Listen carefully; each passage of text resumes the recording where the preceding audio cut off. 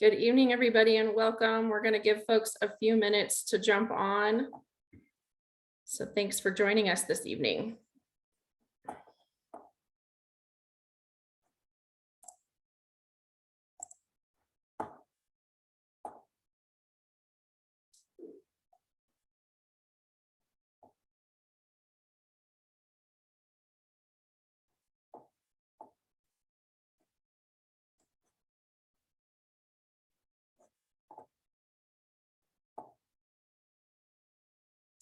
All right, looks like we've got folks on and things are slowing down. So welcome everybody to this information session. My name is Amanda King. I am the Communications and Public Involvement Director for the city.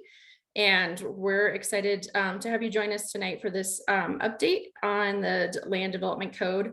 I wanted to go through just a couple logistical things before we get things started this evening. So couple things about tonight's session. It's going to have a brief presentation with just some of the common questions that we've been hearing from the community. And then we're really going to try to spend the most focused amount of time on your questions for Q&A.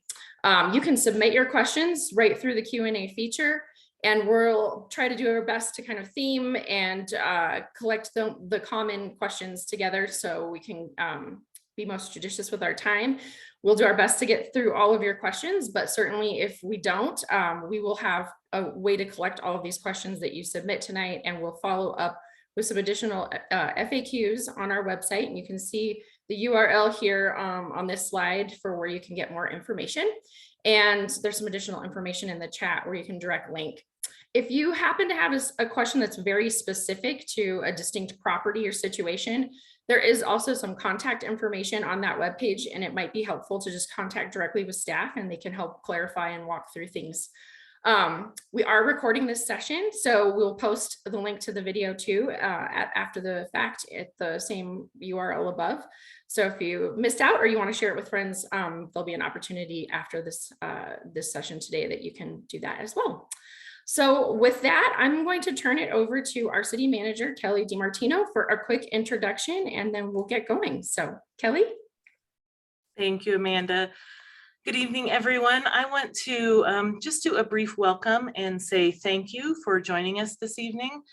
I think we all know that we're here tonight to talk about updates to our land development code. And this is something that our city council voted to adopt on November 1st. Since that time, we know there have been a lot of questions that have arisen in the community about really what is the substance of the code and what will the impact be in the community. I also just want to acknowledge that there have been a couple different community groups that have formed around this topic, one in opposition, one in support of these updates.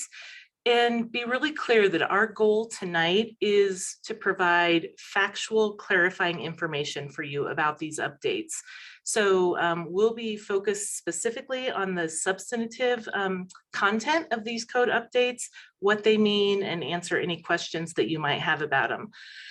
And I just want to also indicate you're going to meet a few of our different staff members this evening who have worked on the project, and they are here to be a resource as well. So although tonight we look forward to answering a lot of questions and sharing a lot of information, please know that our team is continuing to be committed to be available to answer questions and to be that trusted resource to provide factual information for you in the community.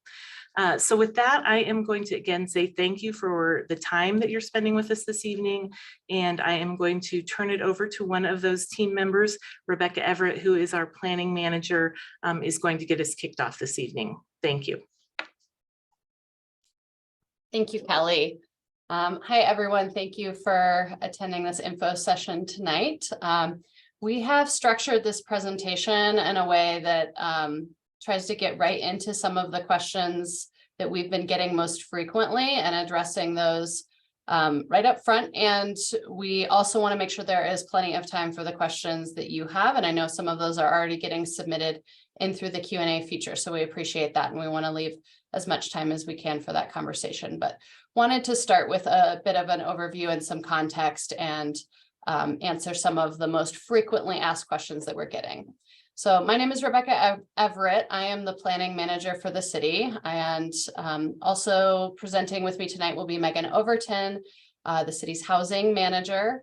And we have other staff with us, as Kelly mentioned. We have our development review manager, our historic preservation manager, Paul Sizemore, our director of community development, neighborhood services, Karen Champagne, our planning, development, and transportation service director. So we've got a whole team kind of our subject matter experts and people who have worked on this code or work in other areas of development review that can assist with questions tonight. So we'll just start with why the land use code was updated. Our land use code was initially adopted in 1997 and had been updated on an annual basis with kind of minor tweaks and changes in the 25 years that followed. As our community has evolved, there's been a need to ensure that our code, our land use code, also matches the way that our community has changed and the policies that guide the future for our community. So this code update was directly informed by and was an action item listed in 4 different policy plans that City Council adopted over the last few years. Namely City Plan, which guides future growth and development for the community, the Housing Strategic Plan, which sets out our goals as a community for affordable housing and housing policy overall, the Transit Master Plan and the Transportation Master Plan, which relate to how people move and get around the city and how our transit services are supported by land use patterns. And then finally, the Our Climate Future Plan, which is our community's climate action plan, also directed updates to the land use code to better support the community's goals for greenhouse gas emission reductions and climate resilience. This phase of update to the code was very focused on housing related changes.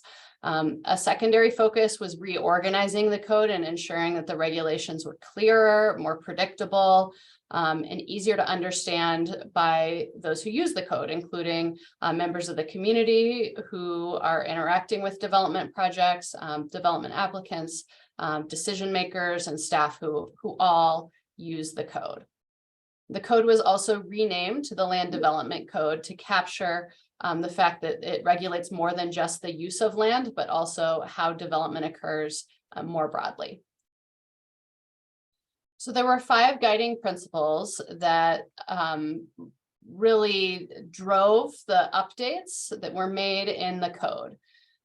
These guiding principles were developed through iterative conversations with City Council, through community outreach, and as a result of those policy plans that inform this work. So the 5 guiding principles for the code update were first to increase the overall capacity for housing, both market rate and affordable housing within the community, to ensure that there are more affordable housing options in the areas of the community that have the highest frequency transit or areas with the most vacant land that's left to be developed. Third was to allow for a broader range of housing choices and options to reflect the fact that our community lives in a lot of different ways and has a lot of different needs as it relates to housing, and our existing housing stock may not match all of those preferences and needs. And it's important as we talk about adding more housing choices that those new options fit in with the existing character and the existing context of our community. Fourth was to make the code easier to use and understand. And finally, to improve predictability. This is predictability not just for those who are developing projects, but for those in the community that you might live adjacent to a development project or have an interest in what could be built on their own property, on a property near them, or any other property in town. Really important to make sure everyone has access to information that guides how development can occur. All right, so we're going to dive right into some of the frequently asked questions that we've been receiving and try to answer a few of those quickly before we open it up to all the questions that you all are submitting right now. So a couple questions we've been asked a lot are what was the process used to update the code, as well as what community outreach was done. So I'll highlight this at a high level, and then if there are specific questions, we're happy to get into even more detail. This slide really illustrates the overall process that the city went through to get to a final code. It started with that policy foundation coming out of those 4 adopted plans. There was then a code audit completed by an external consultant to look through the city plan in particular and look for areas of misalignment between our existing codes and adopted policies, and where the community said that they want to go in the future as it relates to growth and development. Then that code audit was honed down into priorities and a matrix of policies to identify where the greatest impact and focus should be had in the code updates, and that informed those 5 guiding principles that I just showed. A diagnostic report was done by the consultants on the project to really look at the mismatches between the code and those guiding principles and the community's goals. And that then resulted in the actual code language that was written. Along the way, there were a series of outreach activities and events. So there were 4 educational information sessions back in about a year ago, fall 2021. That was followed by 4 community input sessions that were facilitated by the Center for Public Deliberation to talk through the guiding principles and the diagnostic report. When the draft code was released this summer in June, there were a series of public workshops held to walk through the code language and answer questions, in addition to weekly office hour times that were held both virtually and in person for people to ask more specific questions about the code update. There was also a technical advisory group that met throughout the process that primarily consisted of people who were already familiar with the code and how it worked or how it didn't work, and could inform kind of how changes to the code, what some of those consequences might be. And then finally, all along the way during the process, boards and commissions, community groups and city council there were presentations, there were work sessions with those groups and with the staff teams that work in development review as well.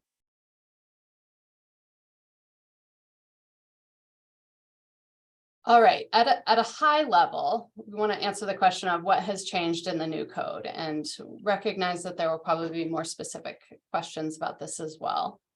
So what has changed in the code?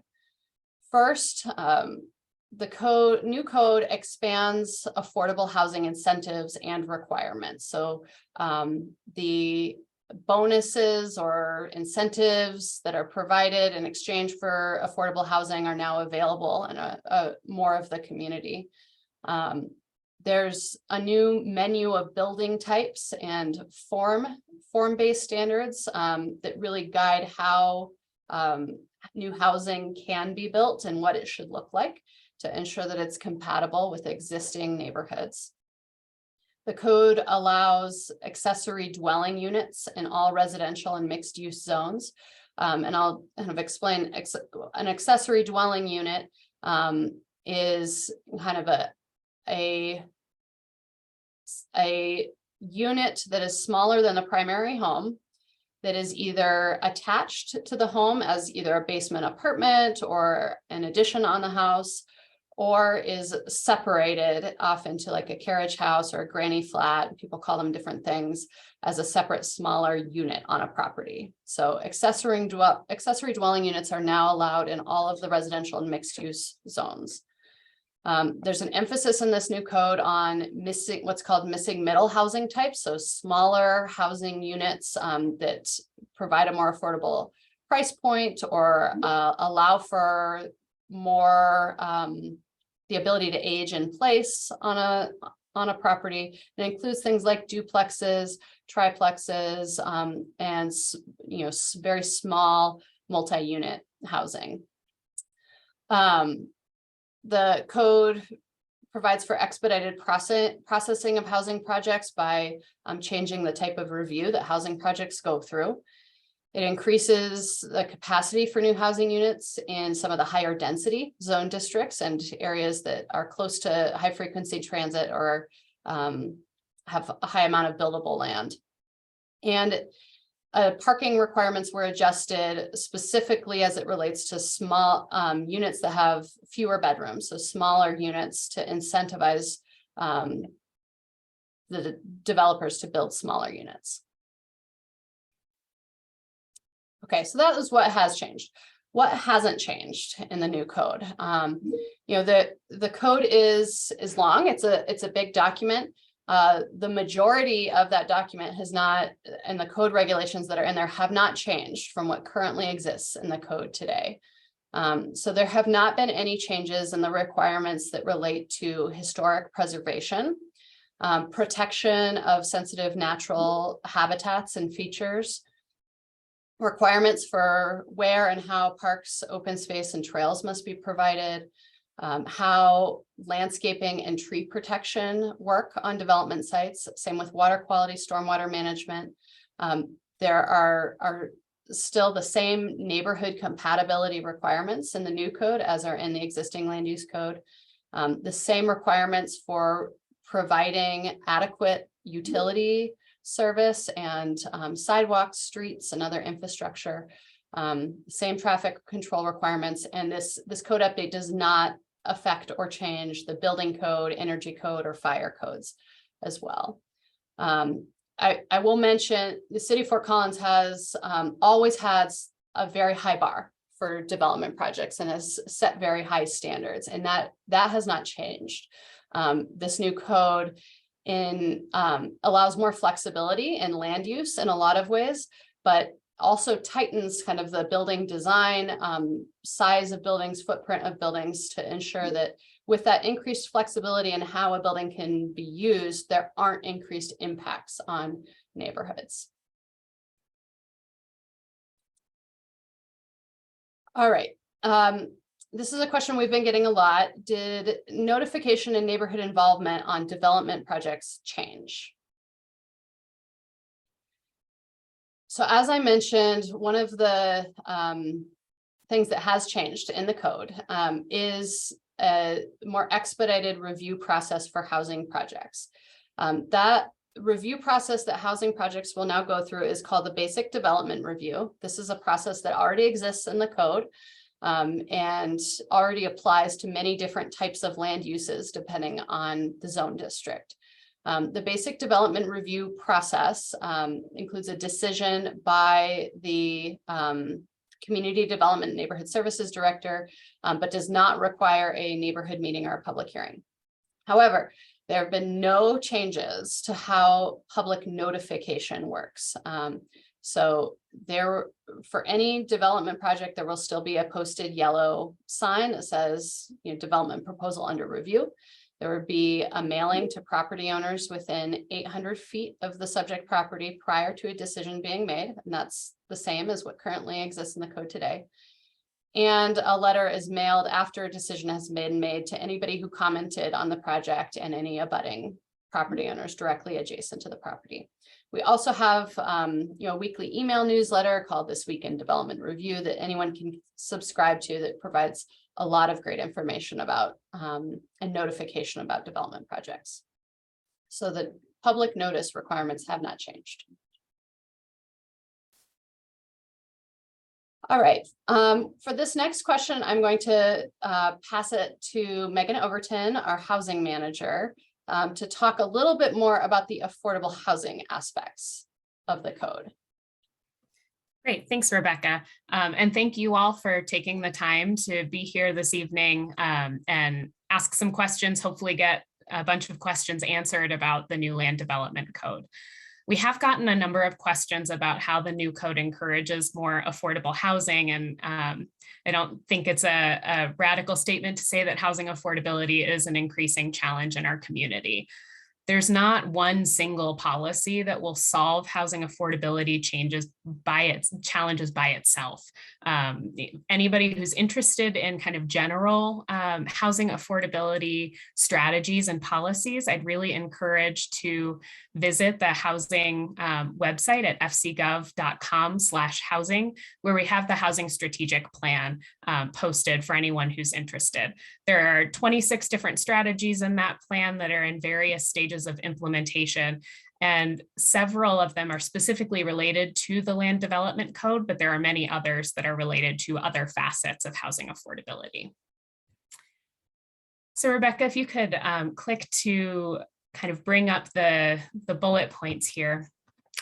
So the intent of the new Land Development Code is really to create incentives that will both allow our housing providers to build more affordable units and encourage private developers to contribute to our affordable housing needs as well. So Rebecca mentioned this a little earlier, that the new code expands our incentives for affordable housing. We have some incentives in today's code. They're fairly minimal, and they're very limited to 2 zone districts within the city. So the new code expands those incentives to all residential, commercial, and mixed use zones. And examples of what those incentives are include things like additional height permitted, additional density, parking reductions, or faster processing of development projects.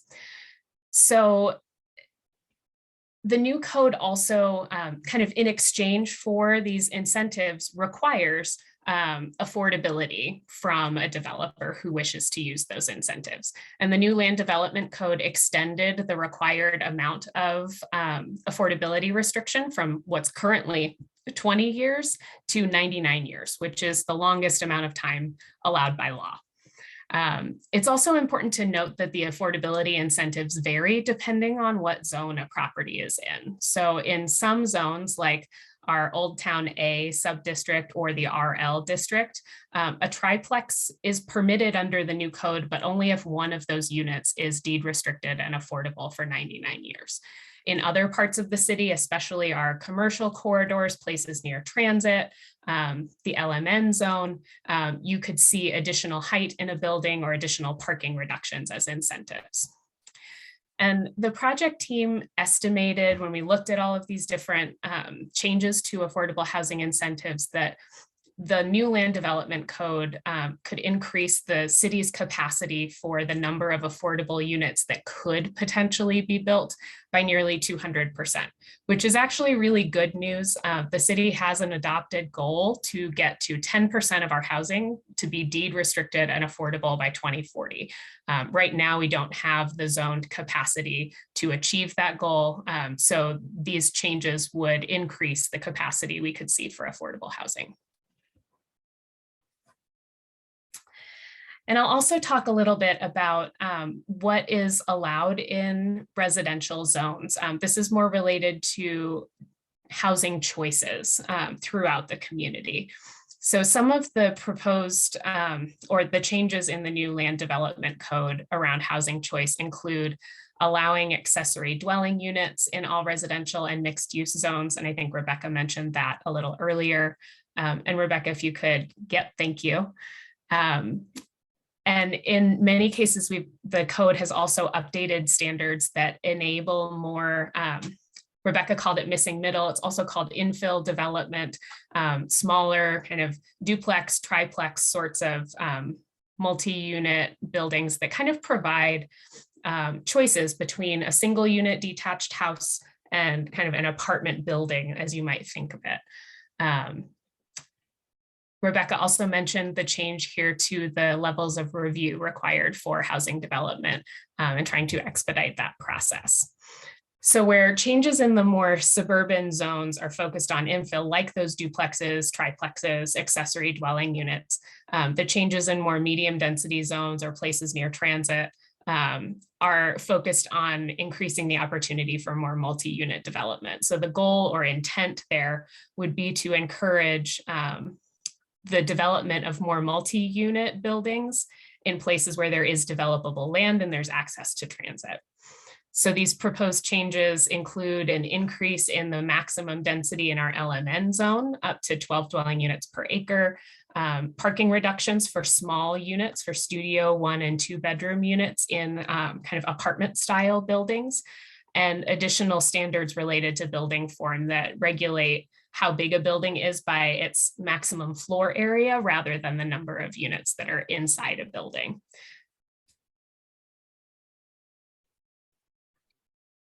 Oh, and I should mention, sorry, I'm just looking through the bullet points there.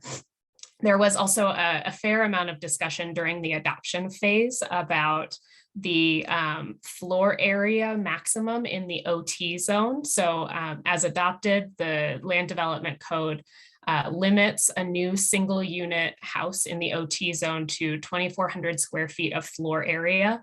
That's an increase from the public review draft that proposed 2,000 square feet floor area.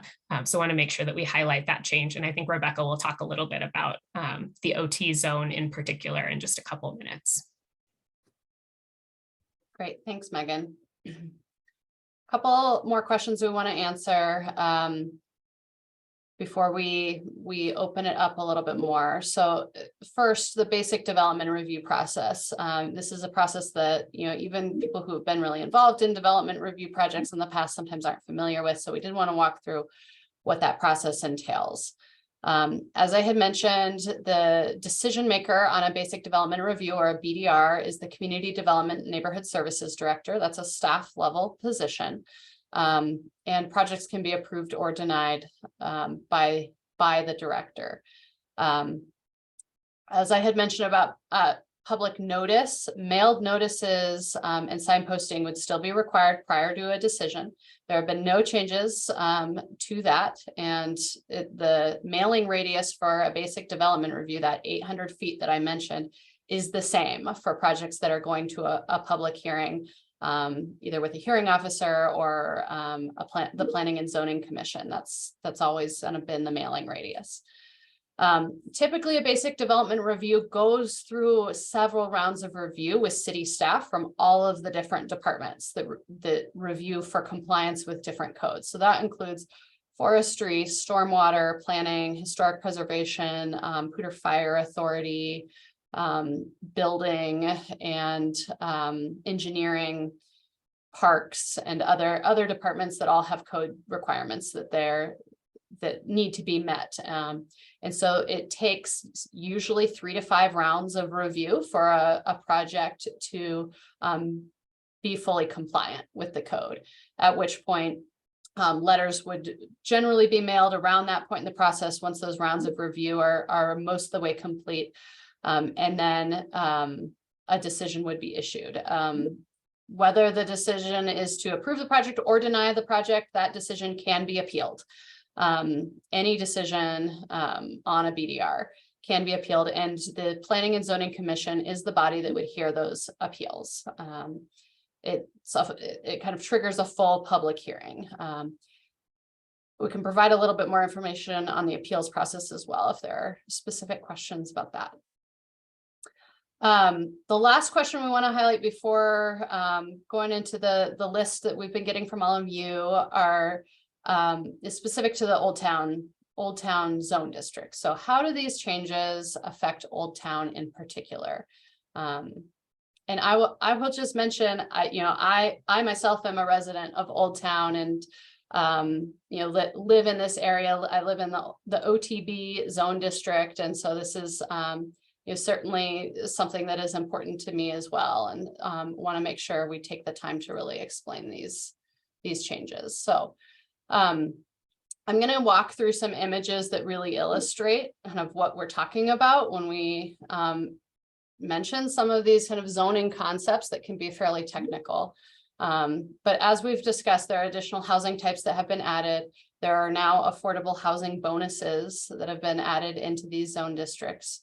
A few other changes that we haven't yet mentioned better align Old Town neighborhoods with the original zoning that was in place back in 1929, when this area was first zoned. And so one of those is a reduced minimum lot size for dwellings, so that homes can be built on narrower, smaller lots that's better matches what is actually existing on the ground today. There was a bit of a mismatch there. Megan mentioned a reduction in the maximum floor area for new single unit houses. And the intent there is to be consistent district wide across the whole zone district. And I'll illustrate that in a moment. And then some of the design standards were recalibrated to ensure that new homes are more compatible with the neighborhood than what can be built currently under the land use code. So walk through these slides. This slide really just illustrates an example of an existing condition on a block in the east side or west side neighborhoods. In this example, we're going to use the same kind of lot as an example to illustrate this. In this example, the lot is fairly average. It's for this area, it's about just under 9,000 square feet. The current floor area maximum under the land use code, not the newly adopted code, but the kind of the current code that's in effect, would be a house of no more than 2,700 to 2,780 square feet on this particular lot, given the lot size in the NCL zone district, or up to 3,200 in the NCM zone district. The house size that's shown on the graphic here is about 1,000 square feet for reference. And this is reflective of kind of an average condition in the Old Town neighborhoods. So under the current land use code, this slide illustrates what can be built today. I mentioned kind of the floor area maximum. So in this image, the house size that is shown here is somewhere in between that 2,780, that 3,200. This is a 2,800 square foot house about. That's something that is allowed under the current code. And you can see kind of the building height that's allowed and kind of the size and massing and shape and form. And this is typical of a lot of the newer houses that we're seeing built in the Old Town neighborhoods today. So switching to the new land development code, what you can see in kind of pink here and outlined by the black line is the building envelope, the area that is buildable within this lot under the new code. And you can see that the building height comes down as compared to the last slide. I'll just flip back here. So there's kind of no maximum building height under the current code. Under the new code, there is a max on the building height, but maintains some of the size and bulk requirements that affect the shape and design of a house. So this is an illustration of a realistic home that could be built under the new code. Again, that maximum height is capped at 35 feet.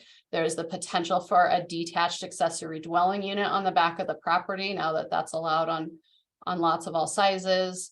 And there are, in this picture, so there are 2 units that are illustrated on the lot. This home here that's shown, it would be a 1,900 square foot house that's under that 2,400 square foot maximum that's allowed.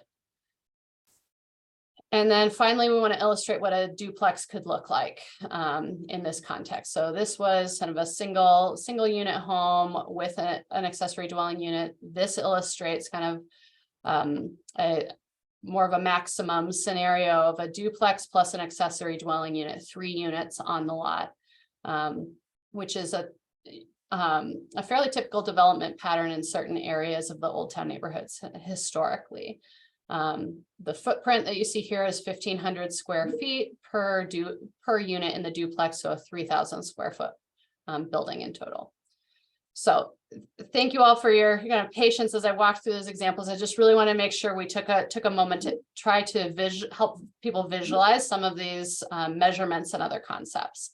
And from here, I'm going to stop sharing the screen and kind of ask Amanda to queue up questions for us and let us know what we should answer next. Thank you, Rebecca, and thank you, Megan, for the great overview here. I think you touched on quite a few of the questions that we actually had coming in the Q&A, and we're trying to theme things out a little bit because some folks have similar questions. So I've got kind of a grouping around HOAs. So a couple questions on just, if HOA covenants are superseded, what restrictions are allowed by HOAs. So lots of questions around kind of that process. And then kind of tangentially related to that, if there's accessory dwelling units in the neighborhood, what authority do HOAs have in terms of short-term rentals? So if you want to maybe just kind of give us an overview of how this plays out with HOAs in town. Yes, thank you. So yeah, that is a common question we've been getting. So that's great to start with here. So do the code changes override HOA covenants? And then we can speak to the accessory dwelling unit question as well. So this is generally the answer to this question is yes, as it relates to these specific code changes that affect kind of housing. So any HOA covenants that directly conflict or impede implementation of the city's housing policies adopted in the housing strategic plan would be superseded by the land development code. So this includes any covenants that might be existing related to housing types, whether duplexes are or are not allowed, for example, the number of units that can be built in an area, building height, occupancy, things like that. The intent of this is to ensure that this code can be applied equally across the whole city, and individual neighborhoods aren't able to essentially opt out of this code. And that's something that the code, there are already code requirements that exist in the land use code today that override HOA covenants as it relates to things like allowing for solar panels on homes or allowing for xeriscape plantings on properties. And so, yes, as it relates to these housing related changes, HOA covenants would be superseded. That includes accessory dwelling units and the provision for accessory dwelling units. So it, to the extent that the code allows for an accessory dwelling unit on a property, and those code requirements can be met for the size of the building and things like that, and an HOA covenant currently restricts that, the code would supersede those covenants. Rebecca, I'd add one thing there too, that I think we've heard concerns from people that may have covenants in place for their homeowners association that aren't related to these things at all, right? Maybe they've got an architectural review board that is looking at fencing design or something like that. And so I just want to clarify too that the things that are in your covenants that don't directly conflict with being able to implement these rules, those are still all in place. It's not that your architectural review board goes away or you lose your ability to be able to implement those things. It's only the covenant provisions that conflict with the land development code. Okay, we've got quite a few around accessory dwelling units as well. So I'm going to try to kind of synthesize here, but if we need to do a couple takes, that's totally fine.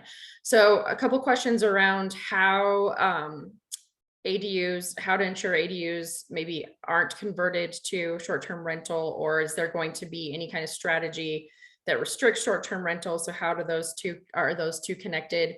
And then some more specifics around setback requirements, utility requirements for ADUs, and specifically, can a remodeled shipping container be an ADU?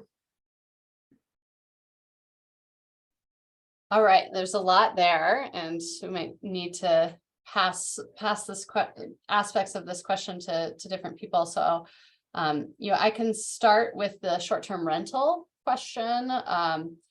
The code update does not change the zone districts where short-term rentals are already allowed. So This code update does not change kind of the locations, the neighborhoods, the areas where short-term rentals can be allowed.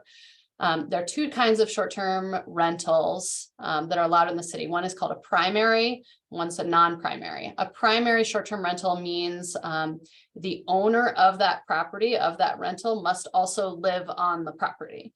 And so in a single unit home, that probably looks like renting out a room in your home.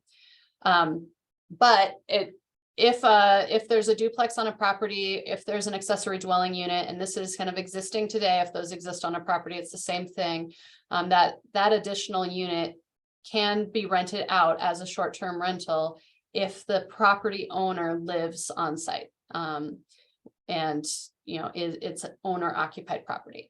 A non-primary short-term rental, those are not allowed in many zones in the city, but where those are allowed, that means the property owner does not need to live on site.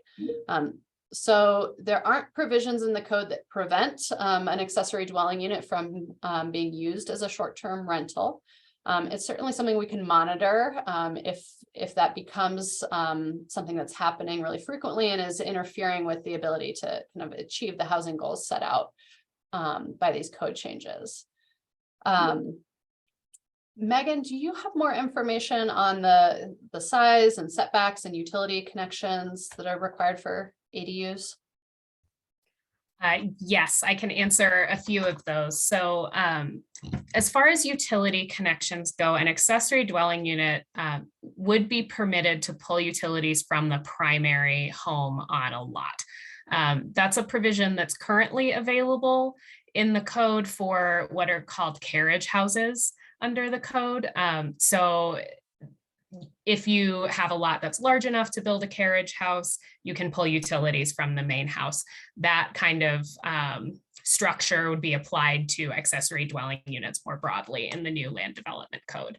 Hopefully that answers the utility question. As far as the kind of requirements around a detached accessory structure, there are size maximum limits. The largest that an accessory dwelling unit can be is 1,000 square feet, or 45% as large as the main building, whichever is smaller.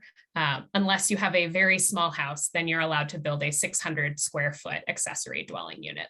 So the intent there is to make sure that an accessory unit is subordinate in size and in function to the primary home on a lot. There are also height maximums that are lower than the height maximum for a primary home, and setbacks required from the primary dwelling and from the side and rear. So essentially what the Land Development Code does is allow accessory dwelling units, but also put in place kind of basic requirements that need to be met for an accessory dwelling unit to fit on a lot. So it's possible that not everyone's lot will meet those requirements and they would not be able to build an accessory dwelling unit. So that's something that would need to be addressed on a property by property basis to make sure that they can meet setbacks, they can meet height requirements, and all of those things. So I'd encourage anyone with specific questions about a particular property to reach out to the planning department. We've gotten a lot of questions from property owners who are interested in exploring an ADU, who want to learn more about what that might actually look like on their lot. And that's something that's available to anyone if they'd like to explore a specific property in more depth.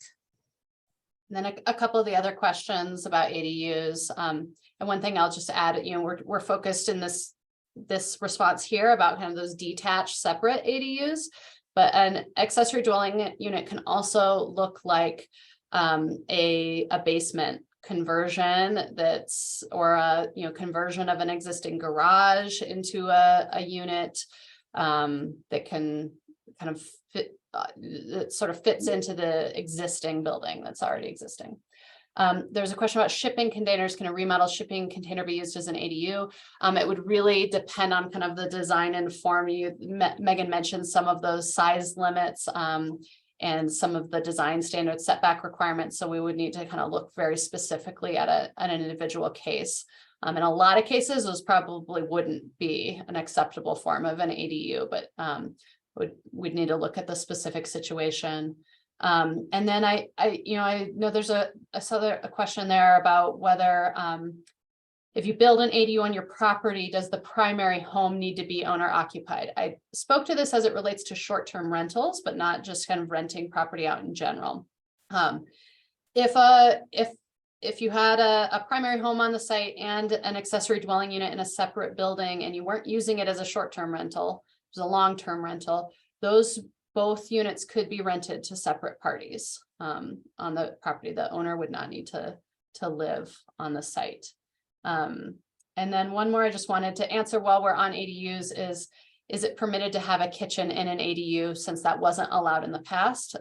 Yes, an accessory dwelling unit is a full functional dwelling unit that would include bathroom, kitchen, living space, and everything to be a standalone home. Thank you both. Appreciate that. So we've also had a handful of questions coming in just around the development review process and changes to development review.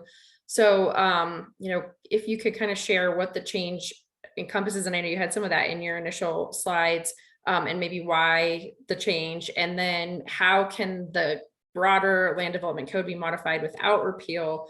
And then also if you could describe a process of appeal for community members, and if there's a fee to appeal a BDR decision, what does that look like?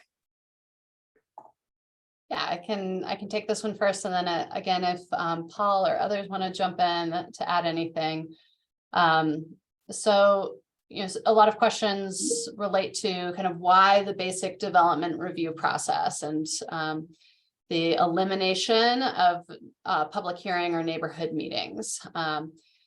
That basic development review process is the process for certain projects already all over the community in all zone districts. The specific change that's happened with this code update is now housing projects more specifically would be going through that basic development review.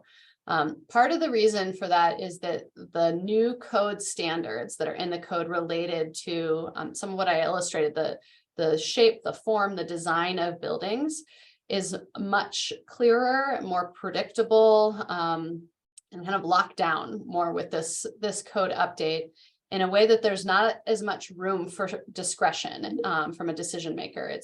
It'll be much more kind of quantitative and clear if the code has been met or if it has not been met. The benefit of a public hearing often is to work in kind of the gray areas and the areas where the code, there's room for interpretation, or there's, neighborhood compatibility is a major concern, or there are some other issues that might come up. Those hearing processes, neighborhood meeting processes also add a lot of time and unpredictability into housing development. And given the housing shortage and the need for additional housing units in our community, the kind of policy direction that informed these code updates really led to the need to streamline the process, but not to reduce the level of standards that projects are being held to. So that's kind of that question. I'm going to see if Megan or Paul have anything to add to that before I talk a little bit more about how the code would be updated over time, or how to appeal a BDR decision. Yeah, I think that was a great answer that that covered a lot of the key points, and really it's about efficiency and the process. That's a benefit all around of just focusing everybody's efforts where it's going to have the most benefit. And so for those projects where there are a lot of gray areas, there's still going to be things that go to Planning and Zoning Commission and to Type 1 reviews where that effort is really needed, and we need those citizens, those community members to weigh in and help to navigate the gray areas.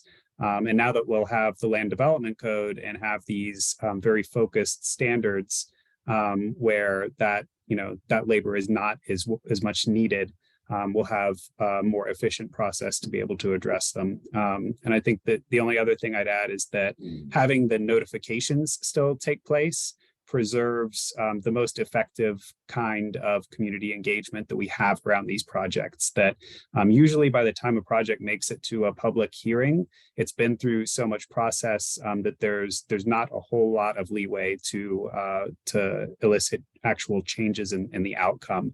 But the projects that get community engagement up front because people see the sign and they make contact and provide comments and engage with the builder of that project, that's the easiest time to see changes carry through all the way to the end in the product that gets built eventually. All right, I'll speak to the process for appealing a BDR decision here, and I do have a slide on this that helps walk through it. So as I mentioned, the basic development review, any decisions are appealable to the Planning and Zoning Commission. That appeal must be filed within 14 days after the decision is issued. And when that decision is issued, a mailing goes out. So there's some notification the decision has been made. Anyone who received a mailed notice, so within that 800-foot radius, or anyone who provided written comments, even if they live or own property outside of that radius, can appeal the decision. There is a small fee that covers some of the administrative costs of managing an appeal, and a simple one-page form that needs to be filled out that just states the reason for the appeal. It results in a full public hearing, kind of a fresh hearing that lays out the project with an applicant presentation, a presentation from the appellant, a presentation from staff for the Planning and Zoning Commission to consider. And then that Planning and Zoning Commission decision can also be appealed up to City Council as the final decision maker if needed. There was a question, Amanda, that you asked about kind of how this code could be modified without a repeal of it. I will say, this is this code, our past code, our land use code from 1997, we updated annually, sometimes even more than annually, to address issues that came up, specific policy kind of changes, new land uses that emerged that we didn't ever envision, like marijuana-based uses or things like that. So it's a living document that's constantly being improved. And that would absolutely be our approach with this new code as well. This is just phase one of kind of our bigger code overhaul. And so starting next year, we'll be diving into a lot of other sections of the code that haven't been updated in a long time. And we would be working on those. And then as we notice issues, or as City Council kind of notices and directs changes, the code would continue to be kind of modified into the future. Thank you. Okay, I'm going to shift gears a little bit, and Megan, we might want to go to you first on this one, but a couple questions coming in around just how are we defining affordable housing? What is the current percentage now of affordable housing? And then a few questions also on deed restrictions and how that could potentially maintain housing prices. So if you could just give us a little more on that, that'd be great. Sure, I'd be happy to. And if I miss any of the later questions, just pop back in and remind me. So I'll start out with kind of really big picture. When we talk about housing that's affordable, in general, what that means is that housing costs about 30% or less of someone's income for them to be able to live in whatever kind of house they live in. That's kind of general affordability. But in the land development code, we're talking about something very specific, and that's a definition of what affordable housing is. In the land development code, affordable housing is housing that's affordable to a household earning 80% or less of area median income and spending no more than 30% of their income on that housing, that is restricted for at least, well, I guess it's not at least, it can't be any more than 99 years. So for a project to get any kind of affordable housing incentives under the land development code, they need to meet the definitions within the code of affordable housing. And area median income, for folks who may be less familiar with it, this is a number that's established and calibrated by the federal government, the Department of Housing and Urban Development.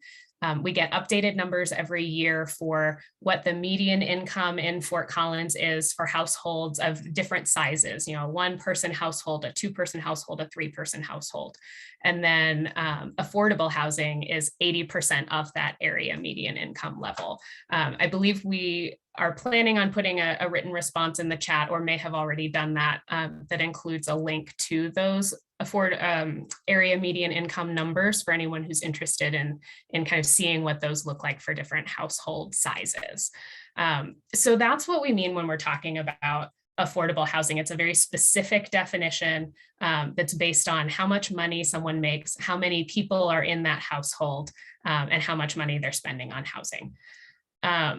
Deed restrictions are the kind of legal mechanism to make sure that that housing is affordable to those households making that level of income for the agreed upon amount of time.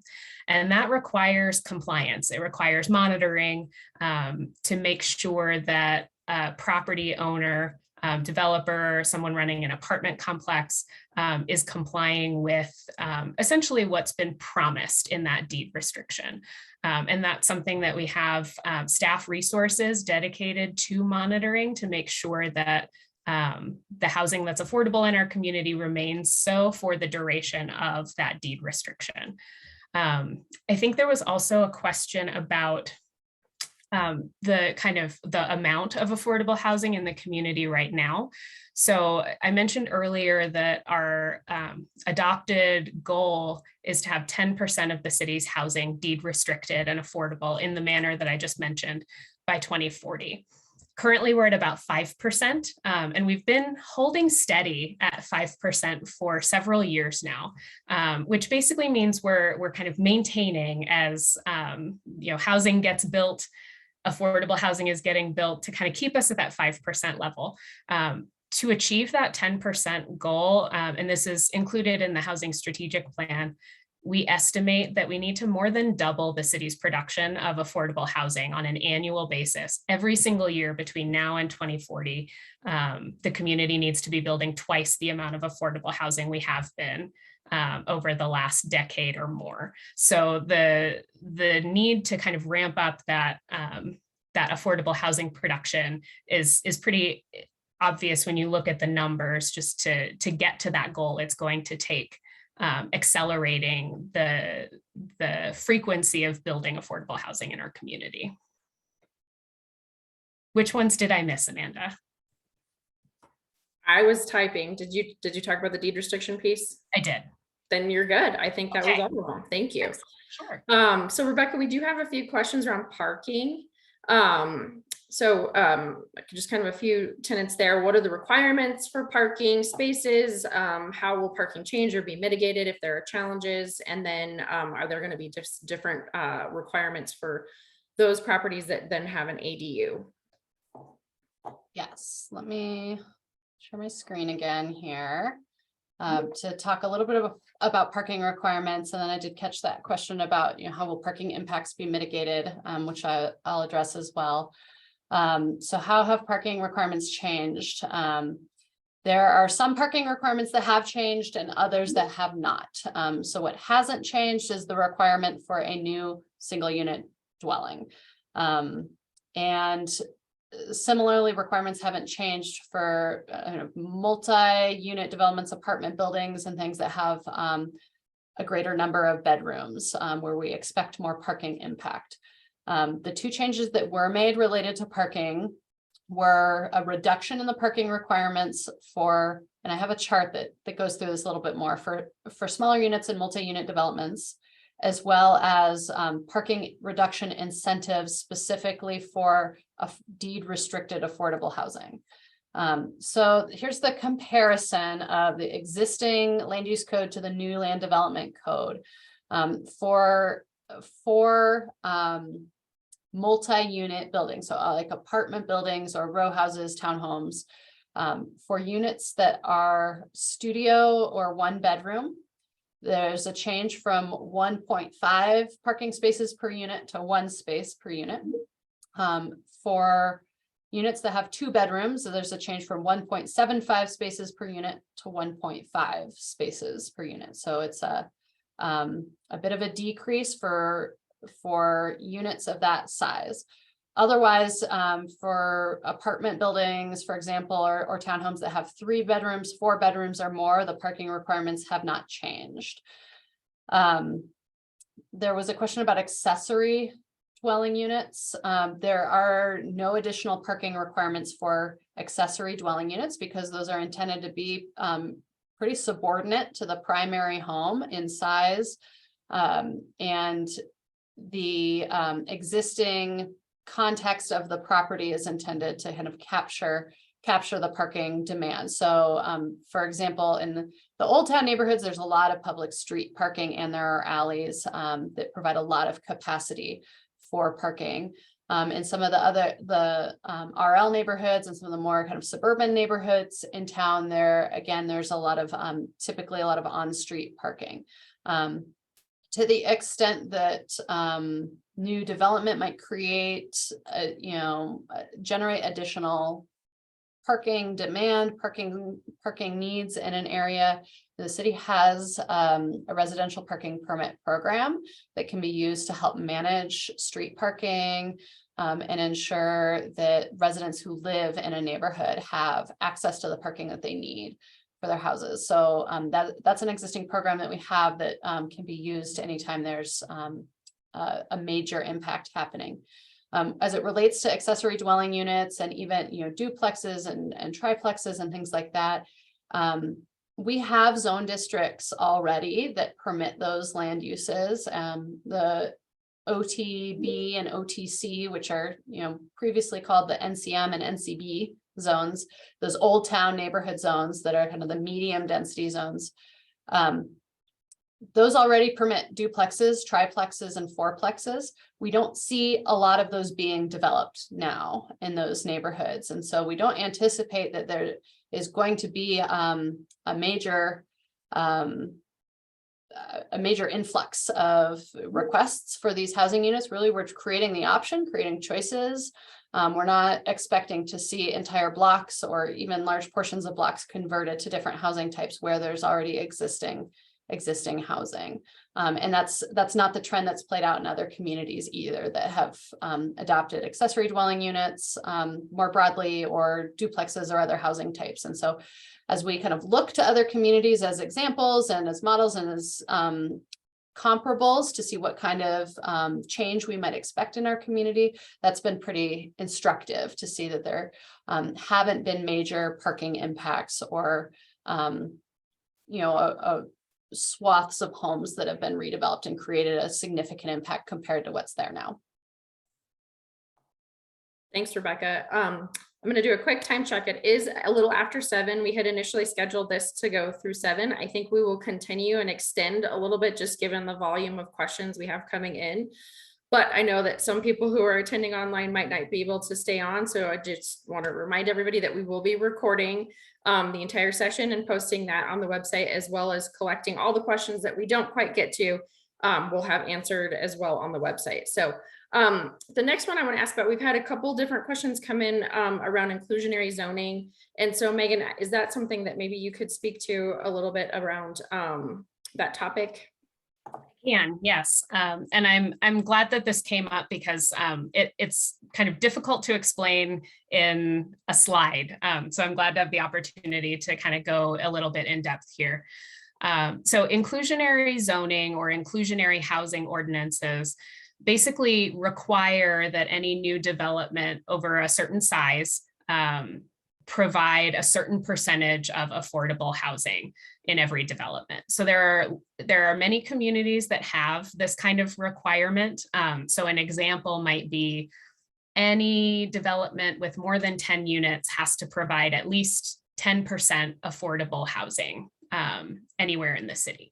So those are policies that until 2021, in Colorado, we were not able to apply inclusionary housing requirements to rental product, only to home ownership product. And most of our affordable housing in the community is rental product. So this is a policy that we've looked at several times over the last 5 to 7 years, maybe longer.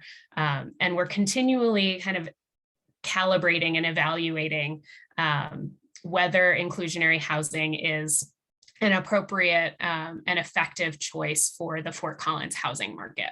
We most recently looked at this, I believe it was in 2020, it may have been in 2021, to do another assessment of inclusionary housing. And then the legislation actually changed to permit municipalities to apply inclusionary housing to rental as well as home ownership. So it's something we're watching really closely. I know that there are a lot of municipalities that are kind of investigating inclusionary housing. But something that's important to know about that legislation is that it also requires a municipality to do things like allow more types of housing or allow additional density near transit. There's a whole list in the legislation of the types of land use changes that a municipality has to demonstrate that they've made some of those changes to increase overall housing capacity to be able to apply inclusionary housing. So in many ways, the Land Development Code sets up some of those incentives and some of those land use changes that would make Fort Collins eligible for inclusionary housing if we choose to go down that path. It's a policy that requires a lot of calibration and needs alternatives to complying with the policy, like paying an impact fee that would also need to be kind of fit into the way the city assesses our fees right now. So I think it's a really good conversation for us to keep having. And the changes in the Land Development Code are kind of almost a prerequisite in some ways to making sure that we have an incentive structure that works, that we would meet the requirements, and that when we're updating our fees, we can be talking about when inclusionary housing is an appropriate choice. And ultimately, that's a choice that council would make. Thank you, Megan. So we've had a couple other questions come in just with maybe questions about, what can happen maybe in different zones in terms of residential properties being purchased and converted into multifamily housing, and maybe some concern about that too. So is that something, Rebecca, that maybe you could speak to a little bit about? I apologize, Amanda. I was reading a couple of the other questions. Yeah, no worries. Just some questions about like where and if residential properties can be purchased and turned into multifamily housing, and some that I think probably are a little bit of a concern around that too as well. Yes. So it depends on the zone district. A lot of the city is zoned as either RL, low density residential, or LMN, low density mixed use neighborhood. We haven't touched a lot on the LMN zone district tonight, but there are changes in the standards in that zone district as well. And that's where a lot of newer neighborhoods, it's a zone district with covers a lot of newer neighborhoods in town. And then there are the old town zones. And so the list of land uses that's allowed varies by zone. So using RL, the low density residential as an example, the maximum number of units that could be built on a property is 3. So up to a triplex, and only if one of those units is deed restricted as affordable. In some of the other zone districts that allow multi-unit development, so 3 units, 4 units or more, a property could redevelop as a multi-unit building. A developer or property owner could go in and demolish the building that is there now and propose a new building. There would be a lot of functional limitations based on kind of the size of the lot, where parking, any on-site parking that's required outside of the street parking, where kind of stormwater detention needs to occur, landscaping that's required. And so as all of those requirements and building design requirements add up, that kind of shapes how many units could actually functionally be built on a site. And so it's driven a lot by of lot size, access, street access, and some of those other of site planning constraints. So yes, theoretically, a fourplex or fiveplex or sixplex could be built on a lot if it has enough space to accommodate and meet all of the other code requirements that would go along with it. Thank you, Rebecca. We also have had a handful of questions around whether or how these updates help with the 15-minute city or walkable, bikeable city initiative. Is that another one that one of you might be able to speak to? I think I'll pass it to Karen for that. Yeah, happy to take that one and then welcome others' feedback. But yeah, so for those that may not be familiar with the concept of 15-minute city, it's essentially a land use and transportation and parks and recreation framework that just really it supports the ability to walk or bike within 15 minutes of your home to day-to-day services and needs. So, you know, folks just really wanting to be able to have other transportation choices to get to the grocery store, have a restaurant nearby, have like retail services, things like that. So it's really just about a really efficient way for folks to get around within proximity of their neighborhood. And so, you know, where you really see that concept reflected is in city plan. And I know Rebecca highlighted that at the beginning as an important policy foundation for us. And this really speaks to the voice and the input of our community over several years.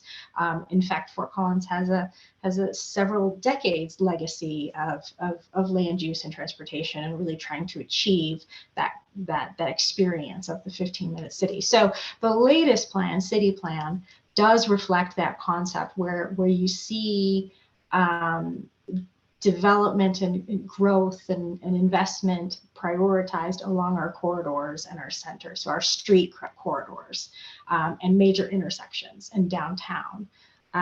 That's how we've really thought over the years, we've really thought about our development pattern to help create that efficiency of, oh, I can walk 15 minutes to the store, or I can get on my bike really easily and bike to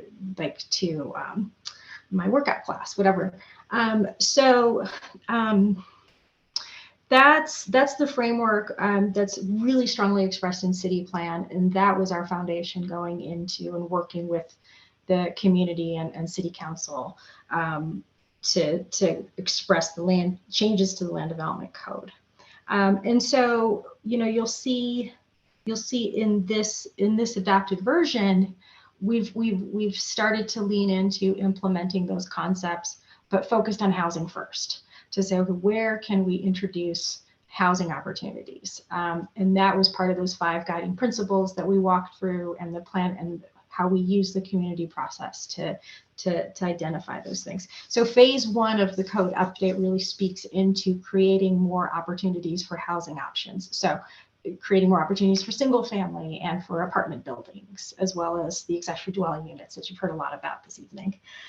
So we're not there yet in implementing it. We do have a second phase to the land development code that we would plan to kick off next year, to then get into other things that are going to be important for us to implement the city's vision. And that's something that would also be a robust community process as well. So those are, anyway, that's kind of the framework of what's meant by the 15-minute city, how we see that show up in our Fort Collins's voice in adopted policy. That was what we used as our starting point for this process, as Rebecca described. And then, yeah, we were able to prioritize housing choices in the phase 1 update of the code. So happy to provide any other follow-up or yield in others that would love to add to that. Thanks, Karen. I'm gonna probably put maybe one more out there, and then we'll try to start wrapping up so we can get done by 7:30. So we've also had a few questions around just the impact that code changes may have to infrastructure, particularly utility resources like electricity, water. So anyone able to jump in on that one? Yeah, I can take that one. This is another question that we've heard heard a lot, throughout the process for these code updates, not just in recent weeks. And is something that we've discussed at length with our utility partners as well, which are mostly kind of City of Fort Collins utilities, but also some of the service districts that are outside of the Fort Collins utility service area. So you're talking about infrastructure and utilities, tend to be talking about water, sewer, and electric service. All of which are necessary to serve new housing. You can't put in new housing that doesn't have adequate service. The city's philosophy as it relates to development has long been that development projects should be paying for and accounting for any impacts that they are kind of creating or contributing to. So I know that there's concern because a lot of our neighborhoods that are in either the Old Town Zone or in the RL zones are decades old or 100 years or more old, and some of the infrastructure that was built at that time was built for a certain number of housing units. And so as some projects, ADUs or duplexes or additional dwelling units might be added into neighborhoods, there's concern about whether those services are undersized or inadequate. We've seen that in Old Town, even now under current zoning, when newer, bigger houses are built and they may want increased electrical service, for example, for that house, or there's insufficient water or sewer service. It's the responsibility of the developer, the property owner, to correct any of those inadequacies. And so whether that's upgrading kind of their service line or paying for a new transformer for a block to ensure that there's adequate service, that's one way that those things get paid for. The other way is through the utilities long-term master planning and their efforts to kind of forecast out what are the demands going to look like in the future and prioritizing improvements in different areas of the community. So in the Old Town area, many of you may have seen over recent years, lots of upgrades happening to water and sewer lines as some of that infrastructure ages out. And as that infrastructure is replaced, it's sized in a way that can handle new capacity. So, our utility partners recognize that there may be updates needed to some of the master planning to allow for new units to be built in certain areas. But development of any new units would not be allowed to proceed if there isn't an adequate utility service to that lot, to that site. Thanks, Rebecca. So I know we do have a handful of very specific questions. And as I mentioned, we were trying to kind of theme these and bucket the ones that were most common among everyone.